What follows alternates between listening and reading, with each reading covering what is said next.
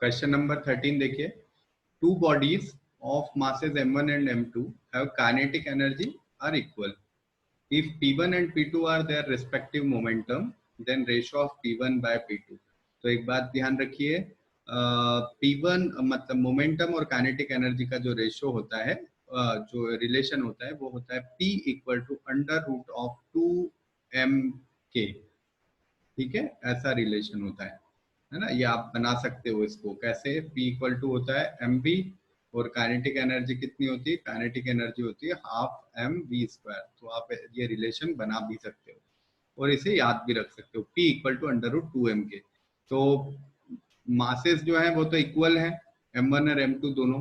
तो p1 के लिए हम कह देते हैं 2m1 एंड काइनेटिक एनर्जी क्या है, वो भी इक्वल है, so k1 and p2 is equal to under root of 2m2k2। ठीक है ना। और क्या कहा है कि m1 m2 मासेस हैं, m1 m2 इक्वल नहीं है, m1 m2 तो मासेस हैं बट काइनेटिक एनर्जी इक्वल है, मतलब k1 इक्वल टू k2 है।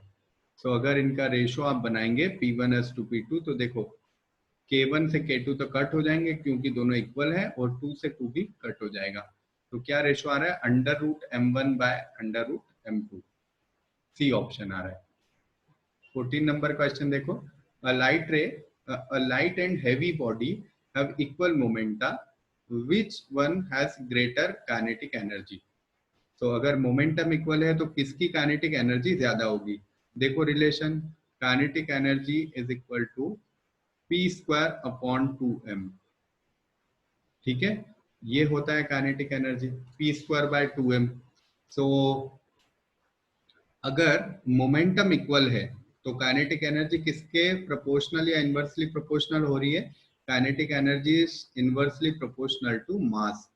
सो जिसका मास ज्यादा उसकी काइनेटिक एनर्जी कम। सो जिसका मास कम मतलब लाइट बॉडी की काइनेटिक एनर्जी ज्यादा होगी।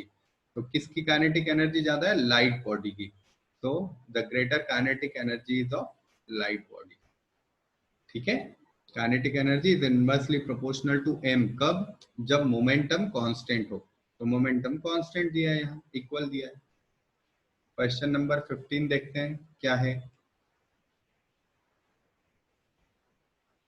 Two masses 1 gram and 4 gram are moving with equal kinetic energies. The ratio of magnitude of their linear momentum.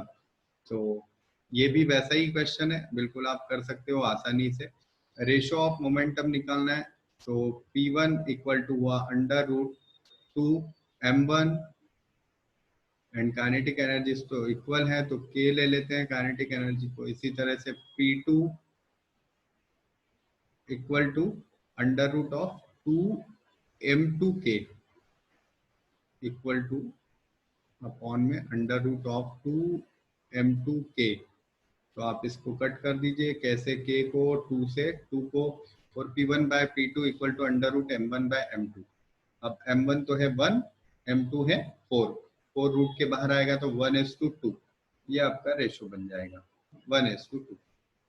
ठीक है, इसी तरह से क्वेश्चन नंबर 16 देखिए, if the linear momentum is increased by 50%, the kinetic energy will be increased by। इस question को ध्यान से देखिए, इस तरह के बहुत सारे क्वेश्चंस आते हैं।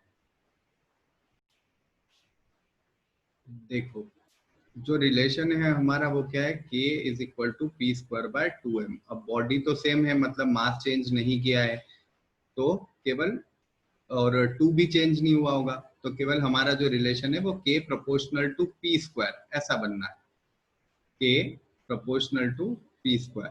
अब आपने मोमेंटम को कितना इंक्रीज किया, 50%। अगर पुराना मोमेंटम 1 है तो नया मोमेंटम कितना हो गया, 1 प्लस हाफ मतलब 3/2। ठीक है ना, तो 3/2p ये नया मोमेंटम हो गया। Clear, so k1 is equal to 3/2p square. अब ये कितना बनेगा, ये बनेगा 9/4p स्क्वायर। ये बन गया k1। ठीक है ना, सो k1 की वैल्यू 9/2p स्क्वायर, और p स्क्वायर किसके प्रोपोर्शनल था k के। सो इतना हो गया। नए काइनेटिक एनर्जी पूरा जो है K1 जो है वो कितनी हो गई 9/4, सॉरी 9/4 मतलब कितनी 225%। नई काइनेटिक एनर्जी कितनी है 225% है पुरानी वाली काइनेटिक एनर्जी की, ठीक है ना। और 225% का मतलब कितनी इंक्रीज हुई है 125% इंक्रीज हो गई।